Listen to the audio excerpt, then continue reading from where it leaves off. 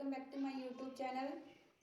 Nucleic acid RNA और DNA की video मेरे चैनल पर अपलोड की जा चुकी है। आप ज़्यादा से ज़्यादा उस वीडियो को देखें, लाइक करें और अपने फ्रेंड्स के साथ शेयर करें और चैनल को सब्सक्राइब करें ताकि मैं आपके लिए और भी वीडियो बना सकूं। तो आज का हमारा टॉपिक है कार्बोहाइड्रेट। कार्बोहाइड्रेट किस में आते हैं? बायोमोलिक्यूल्स में। बायोमोलिक्यूल्स मतलब जिनसे बॉडी बनी होती है। लिविंग ऑर्गेनिज्म में जो पाए जाते हैं, जो मेन कंपोनेंट होते हैं लिविंग ऑर्गेनिज्म का, वो होते हैं बायोमोलिक्यूल्स। बायोमोलिक्यूल्स में क्या क्या आते हैं? Carbohydrate, lipid and protein. मतलब किसी के बारे में हमें पता ना हो पर इन तीनों के बारे में तो पता ही होना चाहिए, क्योंकि आगे जितनी भी प्रोसेसेस होती हैं, इट में भी रेस्पिरेशन और फोटोसिंथेसिस, सब में main product, last product, intermediate सब क्या बनते हैं? कार्बोहाइड्रेट। तो हमें इनकी स्ट्रक्चर, नंबर ऑफ कार्बन किस में कितना होता है, कितने क्लासिफिकेशन है, ये सब पता होना चाहिए। तो कार्बोहाइड्रेट मीन्स नाम से पता चल रहा है, कार्बोहाइड्रेट में नाम से पता चल रहा है कार्बन के हाइड्रेट्स। हाइड्रेट्स मतलब H2O, water, hydrates of carbon. तो इसका फॉर्मूला बना देते हैं। C, कार्बन का C लिख दिया, H2O का लिख दिया और होल N। N मतलब N क्या है? Where N is number of carbon. ठीक है, पर ये फॉर्मूला हर किसी कार्बोहाइड्रेट पे अप्लाई नहीं होता। जैसे कि फॉर्मेल्डिहाइड, इसका एक्सेप्शन क्या है? फॉर्मेल्डिहाइड। कितने हाइड्रोजन है? 2। कितना कार्बन है? 1। कितना ऑक्सीजन है? कहने को तो फिर ये भी कार्बोहाइड्रेट होना चाहिए था, नहीं। इसीलिए जो इसका यूनिवर्सल डेफिनेशन है उसको हम कैसे डिफाइन करते हैं कार्बोहाइड्रेट को? Carbohydrate is polyhydroxy. Polyhydroxy, poly मतलब बहुत सारे, हाइड्रोक्सी मतलब OH ग्रुप। पॉलीहाइड्रोक्सी एल्डिहाइड या कीटोन, कि ऐसे कंपाउंड जिसमें CHO ग्रुप होगा, कीटोन ग्रुप होगा या एल्डिहाइड ग्रुप होगा और बहुत सारे क्या होंगे? Hydroxy group. तो कार्बोहाइड्रेट को डिफाइन कैसे कर सकते हैं? पॉलीहाइड्रोक्सी एल्डिहाइड और कीटोन ग्रुप, कि ऐसे कंपाउंड जिनमें पॉलीहाइड्रोक्सी कीटोन और एल्डिहाइड ग्रुप हो। ओके, मतलब पॉली का मतलब बहुत सारे, हाइड्रोक्सी मतलब OH ग्रुप हो जिसमें एल्डिहाइड ग्रुप हो और बहुत सारे OH ग्रुप हो जिसमें कीटोन ग्रुप हो और बहुत सारे OH ग्रुप हो। इनको क्या बोलते हैं हम? कार्बोहाइड्रेट। बेसिक फॉर्मूला पर हमको याद रखना है CH2O का होल N। ठीक है, ऐसे मॉलिक्यूल जिसमें एक कार्बन, 2 हाइड्रोजन और 1 ऑक्सीजन मिनिमम पाया जाता है, उनको बोलते हैं हम कार्बोहाइड्रेट। एक्सेप्शन क्या है? Formic acid, sorry formaldehyde. Exception क्या है? फॉर्मेल्डिहाइड। ये पूछा जाता है, फॉर्मेल्डिहाइड क्या है? फॉर्मेल्डिहाइड सेम फॉर्मूला है जैसे कार्बोहाइड्रेट का होता है, पर ये कार्बोहाइड्रेट नहीं है, ये एल्डिहाइड है। कौन सा? फॉर्मेल्डिहाइड। चलिए आगे बढ़ते हैं। अब ये जो होते हैं कार्बोहाइड्रेट, मतलब कार्बोहाइड्रेट को हमने बोल दिया ग्रैंडफादर। ये है कौन? दादाजी। इनको 3 क्लासेस में डिवाइड किया गया है। ओके, मतलब ग्रैंडफादर है दादाजी के, कितने बेटे हुए? 3। कौन कौन से? मोनोसेकेराइड, कौन कौन से? मोनो, अभी सरनेम नहीं पता है, मोनो। दूसरा था ओलिगो, मोनो मतलब 1, ओलिगो मतलब फ्यू, कुछ, और third one is poly. Poly मतलब मैनी, बहुत सारे। ठीक है, 3 बेटे हुए कौन कौन से? कार्बोहाइड्रेट के 3 बेटे कौन थे? मोनो, ओलिगो और पॉली। अब इनका सरनेम तो एक ही होगा क्योंकि ये किसके बेटे हैं? कार्बोहाइड्रेट के। तो कार्बोहाइड्रेट का सरनेम क्या था? सैकेराइड। क्या था? सैकेराइड। सैकेराइड मतलब सुगर यूनिट। सुगर यूनिट मतलब मतलब मोनोसेकेराइड में एक सुगर यूनिट होगी, ओलिगोसेकेराइड में कुछ सुगर यूनिट होंगी और पॉलीसेकेराइड में बहुत सारी सुगर यूनिट। क्या बेसिक फॉर्मूला क्या था हमारा, CH2O का होल एन। तो वो जो होल एन CH2 का होल एन था वो एक बेसिक यूनिट है, CH2 एक बेसिक यूनिट है। अगर एक बेसिक यूनिट है तो उसमें वो क्या होगा, मोनोसेकेराइड। अगर ओलिगोसेकेराइड में कितनी यूनिट होंगी बेसिक यूनिट, बहुत, मतलब ये होती है इसमें 2 से लेके 10, ठीक है। कितनी मोनोसेकेराइड यूनिट होंगी, 2 to 10, और पॉलीसेकेराइड में 11 to 1000। क्या मोनोसेकेराइड यूनिट। जो सेकेराइड यूनिट कितनी होंगी, तो हमने नाम क्या आगे लगा दिया, मोनोसेकेराइड। कितनी यूनिट होगी सेकेराइड की, 1। ओलिगोसेकेराइड में कितनी यूनिट होगी, 2 to 10, 2 से स्टार्ट होगा और अधिकतर कितना होगा, 10 मैक्सिमम। अगर 10 से ज्यादा है तो वो किसमें आ जाएगा, पॉलीसेकेराइड में, ठीक है। और पॉलीसेकेराइड में कितनी मैक्सिमम यूनिट हो सकती है, 1000। क्लियर है। तो पहले हम आते हैं, ये इनका सबसे छोटा बेटा है, ठीक है, स्मॉलेस्ट, ये मझला बेटा, और ये सबसे बड़ा एल्डर, ठीक है। अब हमें सबसे पहले हम आते हैं मोनोसेकेराइड के बारे में। क्यों, क्योंकि ओलिगोसेकेराइड भी किससे बने होंगे, मोनोसेकेराइड से। बताया ना, अगर इसमें 2 यूनिट, कितने से, 2 मोनोसेकेराइड यूनिट से 10 मोनोसेकेराइड यूनिट तक हो सकती हैं। चलो, तो हमको अब जानना है मोनोसेकेराइड।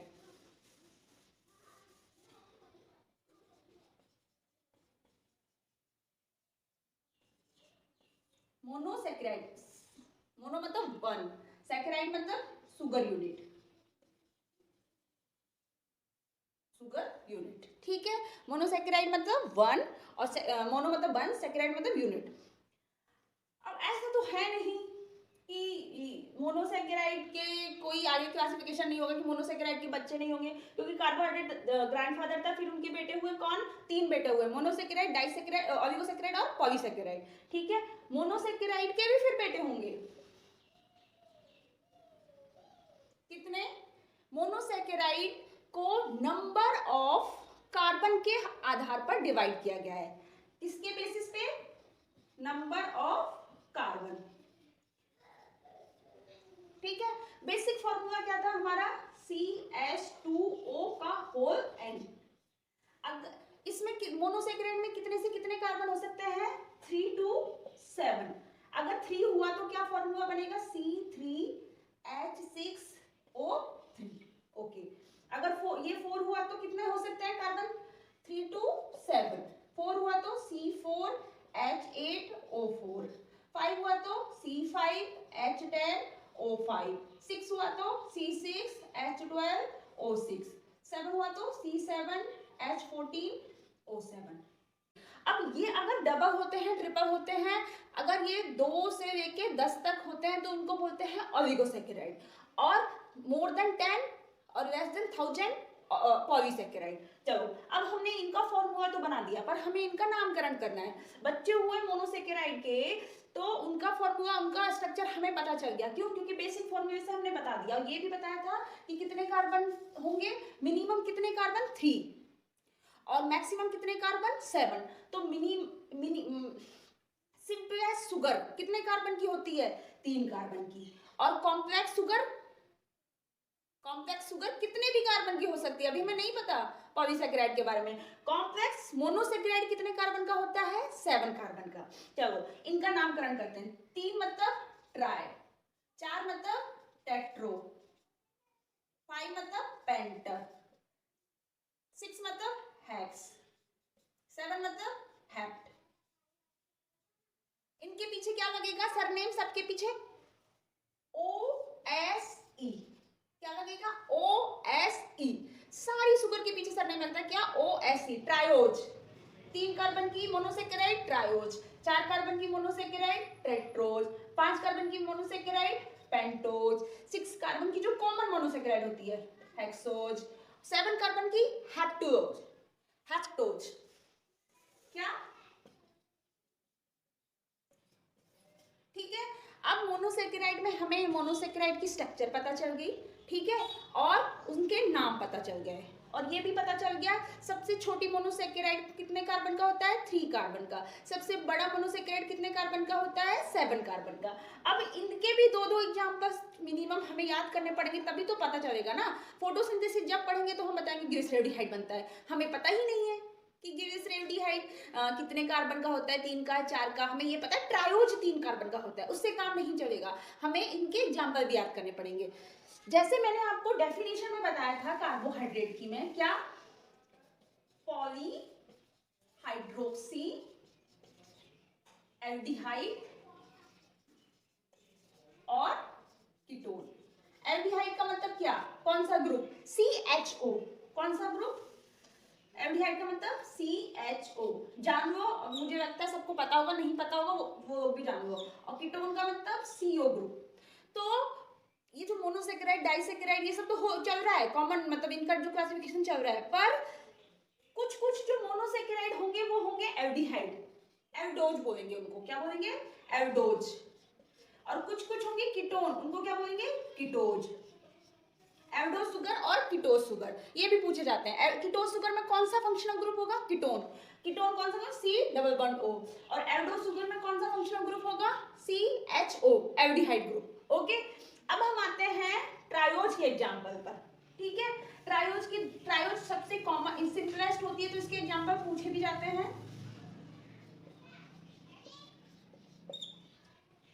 कितने कार्बन का बना होता है ट्रायोज, 3 कार्बन का। अगर 3 कार्बन है तो हाइड्रोजन कितने होंगे, 6, क्योंकि फॉर्मूला क्या था, बेसिक CH2ON। ट्रायोज के दो एग्जांपल होंगे, एक एल्डिहाइड ग्रुप का होगा और एक कीटोन ग्रुप का होगा, और दोनों पूछे जाते हैं। और दोनों सबसे सिंपलेस्ट शुगर है, सबसे सिंपलेस्ट कार्बोहाइड्रेट होते हैं। मोनोसेकेराइड में भी सबसे छोटे हैं, और पूरे कार्बोहाइड्रेट जगत, पूरे किंगडम में ही सबसे छोटे हैं। फॉर्मूला हमें पता है, पर इनको ही एक एल्डिहाइड होगा और एक कीटोन होगा। तो पहला होता है ग्लिसरेल्डिहाइड और दूसरा होता है DHA, डाइहाइड्रोक्सी एसीटोन।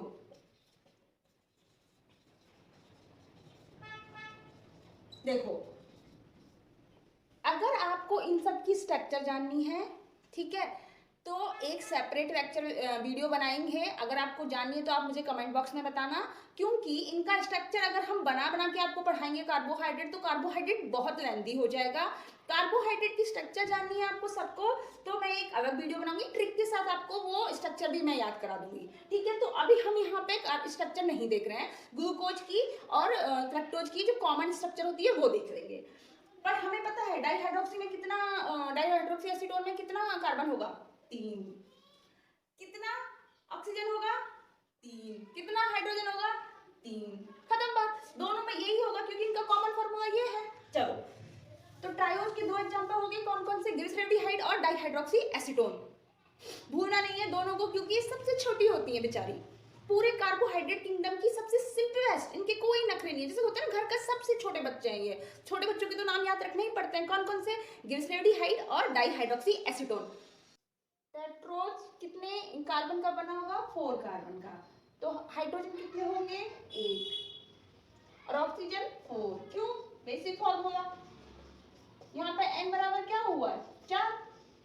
ठीक है, अब इसके दो एग्जांपल हैं, सिंपल है, इरिथ्रोज और erythrulose. Erythrose and erythrulose. Okay, दो एग्जांपल हो गए, इरिथ्रोज और इरिथ्रोलोज। टेट्रोज कितने कार्बन का, 4 कार्बन का। दो एग्जांपल, इरिथ्रोज और इरिथ्रोलोज। ये दोनों पता होना चाहिए कि क्योंकि जब फोटोसिंथेसिस में आते हैं दोनों C3 साइकिल पढ़ते हैं, तो उसके इंटरमीडिएट बनते हैं इरिथ्रोज और इरिथ्रोलोज। कितने कार्बन के, 4 कार्बन के। नेक्स्ट है 5 कार्बन। 5 कार्बन का नाम क्या था, पेंटोज।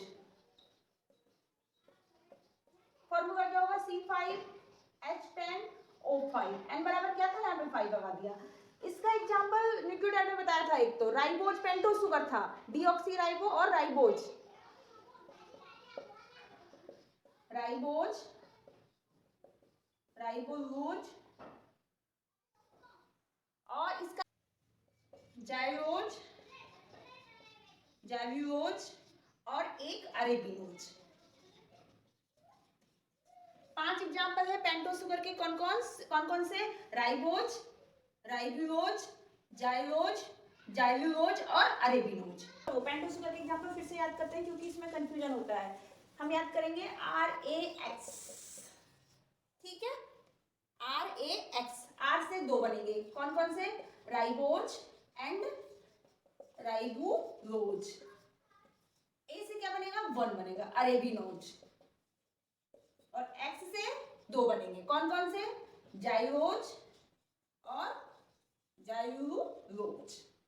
ठीक है, तो कोई भी ट्रिक याद कर लेना, ठीक है। 3 RAX, क्योंकि राइबोज के जैसा होगा राइबोलोज और जाइलोज के साथ होगा जाइलोज, मतलब ये तो दोनों जोड़े में आएंगे, पेयर में आएंगे। ओके, तो आप कोई भी ट्रिक बना लेना जो भी आपको ठीक लगे। मुझे तो हमेशा से याद है RAX, मैं ऐसे याद करती हूँ। R से राइबोज, राइबोलोज, A से अरेबिनोज और X से जाइलूलोज। बहुत सारे पेंटोस शुगर होते हैं, पर जो बायोकेमिस्ट्री में, प्लांट फिजियोलॉजी में यूज होते हैं, काम में आते हैं, ये मेनली उन्हीं के बारे में, उन्हीं का एग्जाम्पल हम याद करा रहे हैं, ठीक है। अब आता है मोस्ट कॉमन शुगर, कौन सा?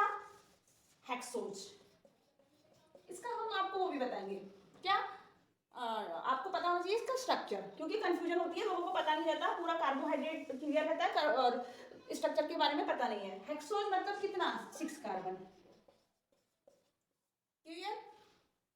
इसके 2 एग्जाम्पल तो बिल्कुल सबको रटे होने चाहिए। कौन कौन से? एक तो सबको पता है, ग्लूकोज, जो बोलते हैं ना क्विक सोर्स ऑफ एनर्जी, तुरंत ग्लूकोज भी तुरंत एनर्जी आती है, फटाफट एनर्जी देता है ना, ग्लूकोज। Second one fructose. 2 तो लगभग सबको पता होना चाहिए कि। तीसरा गैलेक्टोज और 4th मैनोज।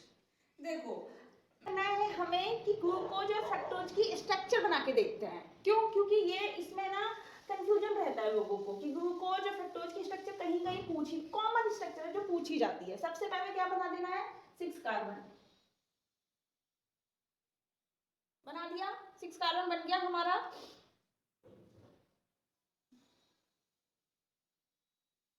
देखो, जो ग्लूकोज होता है उसमें कौन सा ग्रुप होता है? एल्डिहाइड, एल्डोज, और फ्रक्टोज में कीटोज। तो कीटोन ग्रुप लगेगा हमेशा 2nd कार्बन पर और एल्डिहाइड ग्रुप लगेगा हमेशा 1st कार्बन पर। याद रखना, ये चीज याद रखना पहले तो। 1 2 3 4 5 6। चलो, अब हमको क्या करना है? OH और H जोड़ने हैं। 2nd कार्बन पर OH, 3rd कार्बन पर H, 4th कार्बन पर OH, 5th कार्बन पर OH, ठीक है। और लास्ट में CH2OH लिख दिया, सिंपल। H H OH और H, मतलब जो 3rd कार्बन है बस सिर्फ और सिर्फ उसमें H और OH की पोजीशन चेंज हुई है, राइट टू लेफ्ट।